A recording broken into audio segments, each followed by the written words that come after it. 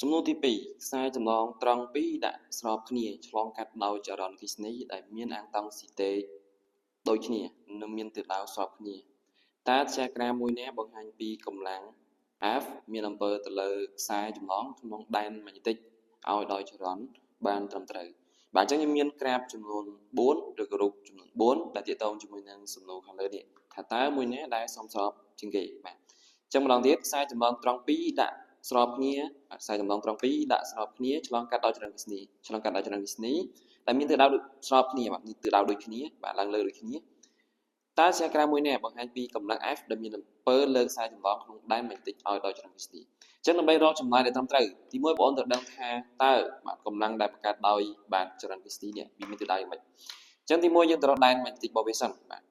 គោលការណ៍នៅក្នុងការរកទិសដៅដែនម៉ាញ់ណេទិកគឺយើងប្រើវិធានកណ្ដាប់ដៃស្ដាំបាទបើសិនបើយើងមានចរន្តដែលផ្លាស់ទីតាមរយៈខ្សែចម្លងត្រង់បែបនេះគឺយើងប្រើវិធានកណ្ដាប់ដៃស្ដាំរបស់យើងនេះដៃស្ដាំកុំប្រើដៃឆ្វេង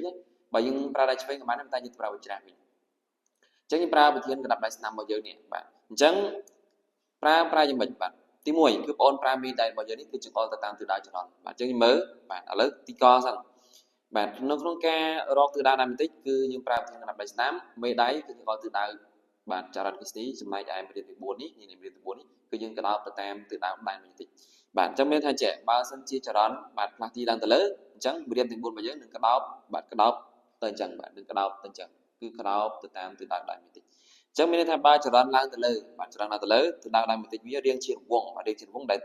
ធ្វើទៅតាមវិធានដាក់កណ្ដាប់ដៃស្ដាំរបស់យើងនេះកដោបតាមកណ្ដាប់ដៃស្ដាំរបស់យើងអញ្ចឹងវានឹងរៀងជារង្វង់បាទវារៀងជារង្វង់ឆ្វែងជុំវិញខ្សែចម្លងហ្នឹងហើយទិសដៅមួយគឺទិសដៅបញ្ជាក់បើសិនបើវាផ្លាស់ទីឡើងទៅលើបាទនេះគឺជាទិសដៅដែនម៉ាញ់ណេទិក3បាទអានឹងយើងរកទិសដៅដែនម៉ាញ់ណេទិក3អញ្ចឹងប្រសិនបើខ្សែ2ដាក់ស្របគ្នា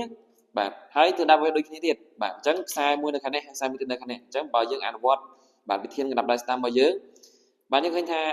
ទិសដៅដែនម៉ាញ់ណេទិករបស់វាយ៉ាងម៉េចបាទមួយឡើងលើនេះវាឡើងលើតែពេលនេះវាទៅចុះក្រោមវាទៅឈោមគ្នាមួយឡើងលើមួយចុះក្រោមអញ្ចឹងធ្វើឲ្យទិសដៅដែនម៉ាញ់ណេទិករបស់វាគឺផ្ទុយគ្នាមួយឡើងលើមួយទៀតចូលទៅក្នុងបាទគឺផ្ទុយគ្នាអញ្ចឹងបើយើងអនុវត្តតាមវិធានកណ្ដាប់ដៃស្ដាំរបស់យើងអញ្ចឹងមេដៃចុះទៅតាមទិសដៅចរន្តចំណែកឯដែនម៉ាញ់ណេទិកគឺយើងប្រើមេរៀនទី4របស់យើងមេរៀនទី4របស់យើងក៏ដោតតាមទិសដៅដែនម៉ាញ់ណេទិកបាទអញ្ចឹងវានឹងចេញមកលើសម្បូរខ្សែចម្លងទី2ហើយខ្សែចម្លងទី1វានឹងចាក់ចូលទៅក្រោមទិសដៅដែនម៉ាញ់ណេទិកអញ្ចឹងឃើញថាទិសដៅដែនម៉ាញ់ណេទិករបស់វាផ្ទុយគ្នាបាទអញ្ចឹង